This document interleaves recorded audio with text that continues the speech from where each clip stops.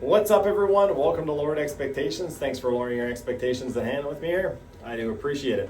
I've been having a bit of a problem with my bus, and that is that my batteries keep going dead. I think that's partly because one of the batteries is completely shot, and the other one probably isn't too far behind. But a bigger part of the problem is that it is now winter in Calgary, Alberta, and I like to be warm, and because of that, I've been running the diesel heater that's built into the bus and heats the coolant, heats the engine, and, well, everything in the bus. It uses quite a bit of power, and currently the charger, or the upkeep, the maintenance charger in the bus is only a 5 amp charger, so it's pretty much useless. What that also means is once I kill the batteries in the bus, it takes a very long time to charge them back up to where I can actually start the bus and use the alternator to produce enough power to keep the heater going.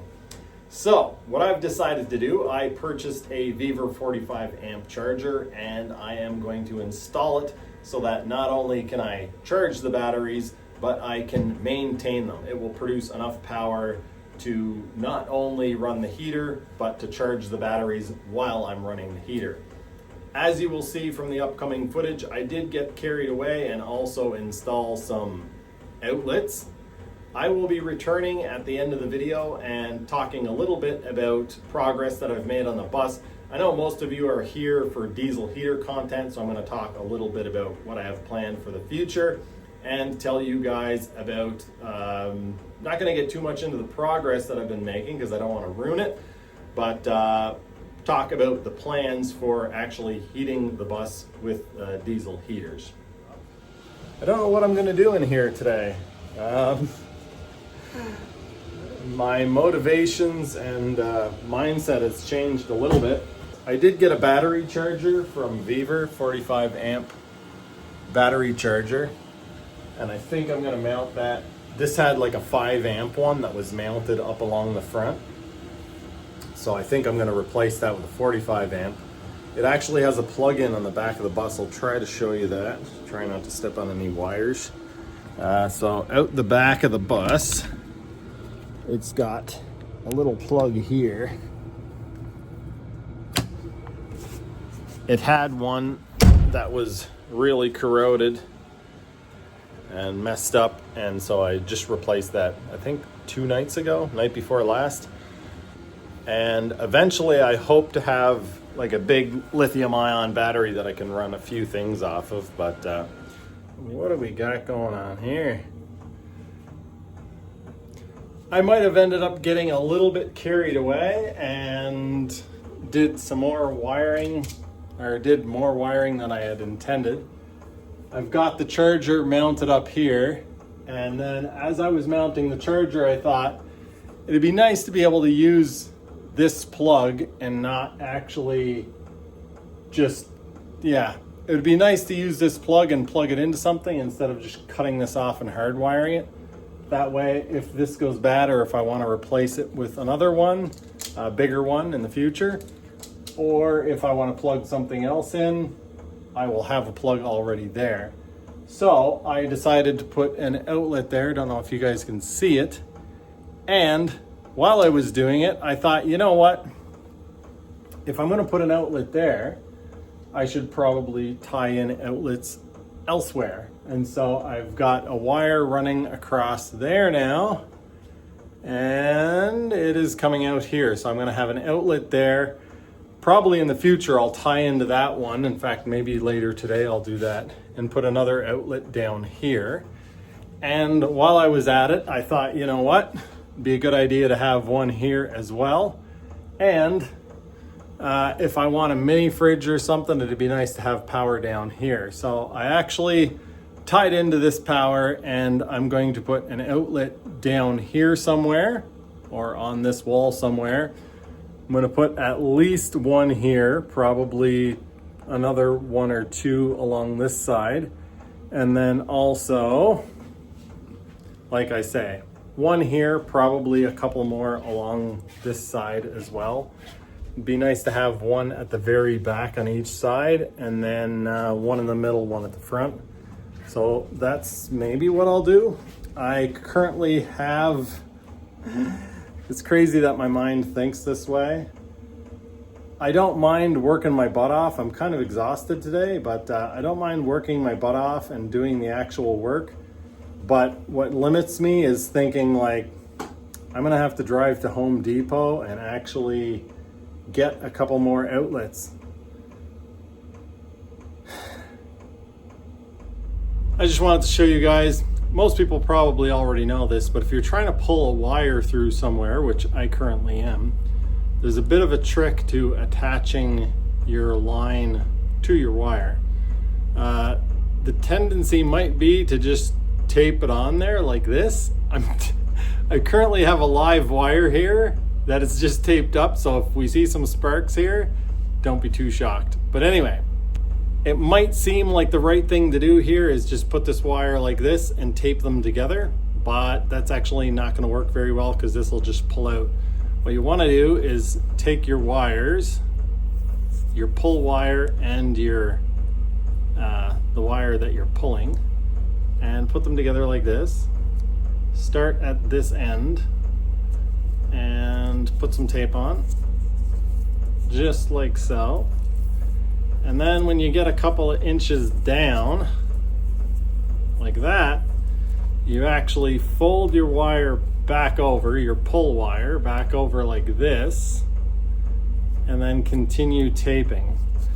And what that's gonna do is that's gonna ensure that the wire actually can't pull out of the tape. Or I should say, it's gonna be a whole lot harder to pull out of the tape. If you just put it through in one direction, not the band, but the,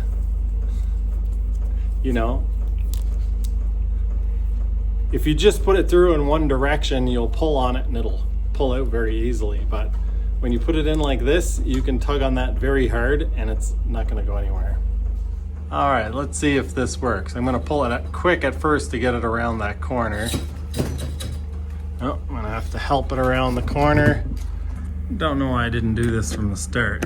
This should be loosened off quite far, and then this will just pull right through. There we go. Nice.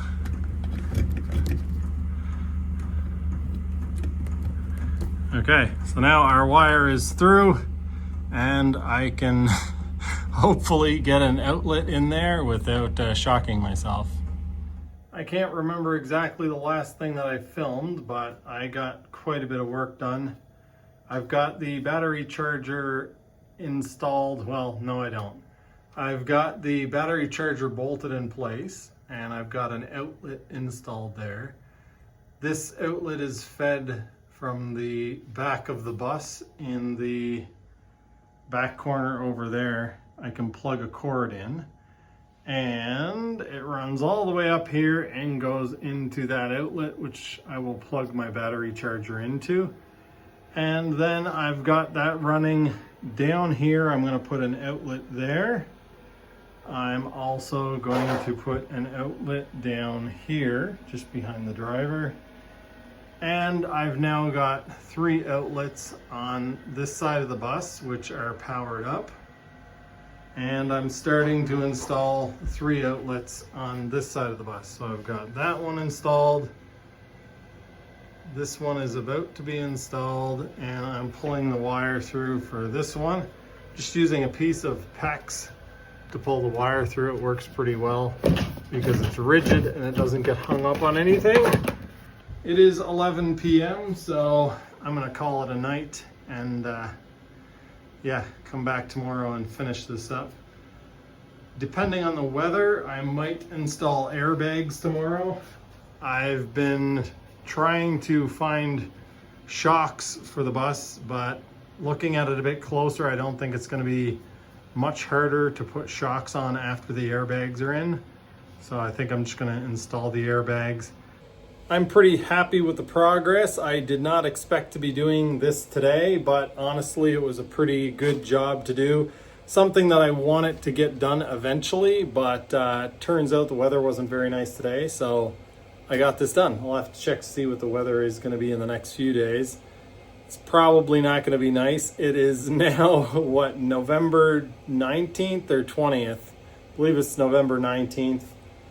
And yeah, it's probably going to be winter from here on out until the spring. So that's fun. Working outside under a bus is great in the winter.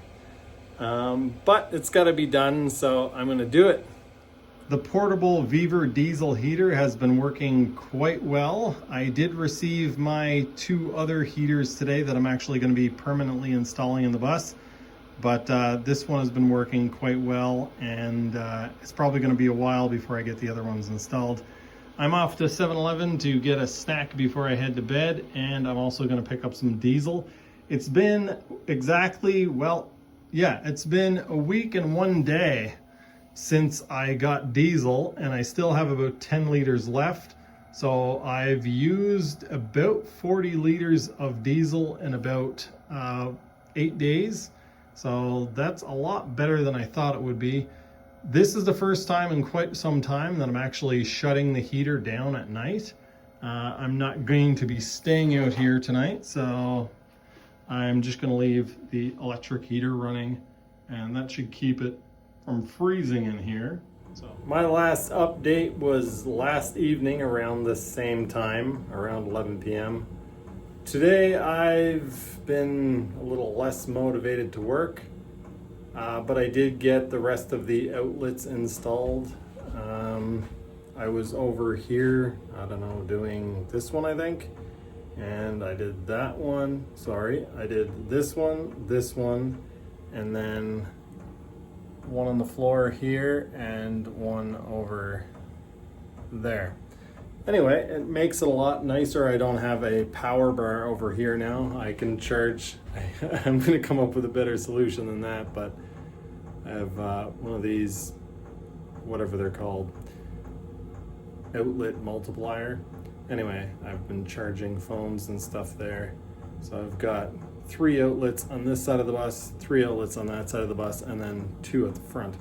Anyway, what I wanted to show you guys is I just finished installing the Weaver 45 amp battery charger, and I've turned on the lights on the bus. I've turned on the key in the bus, and I'm looking at the battery voltage. I'll show you guys what I'm dealing with. I'm just realizing that I didn't give you guys any details about this charger, and it is actually a pretty nice unit. They do offer all different sizes, so if you're interested in one, feel free to check out the links in the description below, or just go to the Weaver website.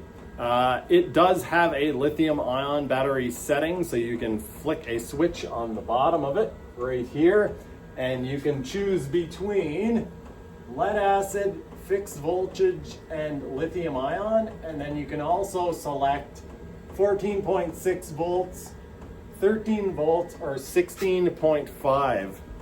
One of the things that I like about it is that it's what they call 3-stage charger. So if your batteries are quite low, it detects the voltage and it will actually charge at the 45 amps. So it hits them with a lot of power.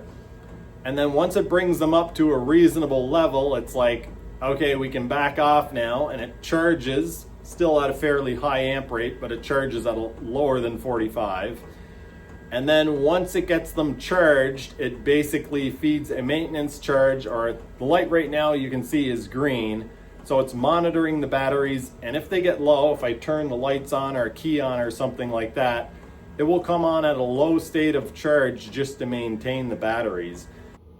As you guys can see, I have the battery charger installed. I do have red wires on the ground, but I'm not concerned about it. Let me know if you are.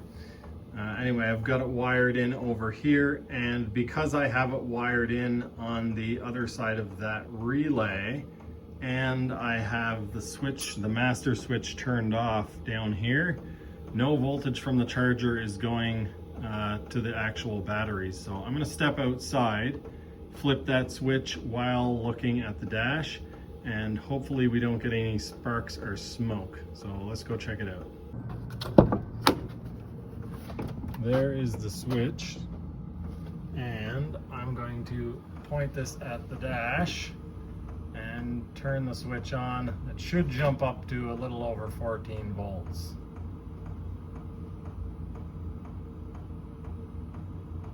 I saw the lights dim and it is jumping up.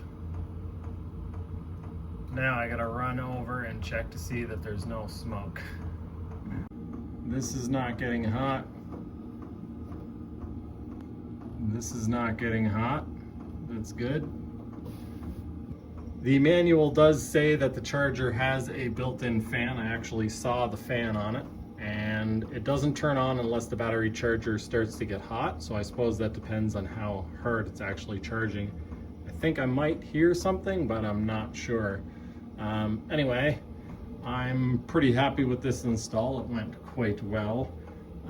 There's still a huge mess of wiring here that I have to deal with at some point. And when I say huge mess, I do mean a huge mess of wiring. I think tomorrow I am going to run some air lines. Florence has been spending an awful lot of time with me here in the bus. She wants to be outside, but she doesn't want to be outside, and I don't blame her. It's actually fairly nice today. It's around 2 degrees Celsius, so 2 degrees above freezing. I'm actually preparing the bus for the weather that's coming.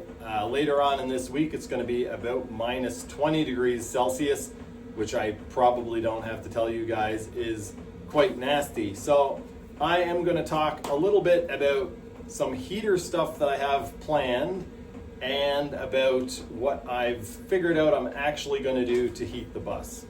So the heater that you see on screen right now, I've been using for over a year, and it probably has more than 400 liters of fuel through it. And I plan on doing a tear down on this and an inspection and seeing if there's any signs of wear and tear. I'm also planning on doing an update video on the heater, which you can kind of just see over the side here, the portable diesel heater. If you guys have questions about that heater, please let me know and I'll do my best to put them together in that video. Beaver is also going to send me the toolbox version, which I'll put on the screen here. Apparently they are expecting more stock of these heaters, so if you go back to my other video and you're interested in one of these, keep checking those links. They might come available in the next, I don't know, couple of weeks after this video is published. The main problem that there is with the current diesel heater on the bus is that it heats the coolant to heat the engine up. So if you fire it up on a cold day, it has to heat up many liters of antifreeze, which takes a lot of heat energy. And then it actually has to heat up the engine itself before it throws a substantial amount of heat into the bus. And while it's doing that, once you reach temperature and it's nice and toasty in here, it's consuming a large amount of fuel because the outside of the engine is designed to get rid of heat.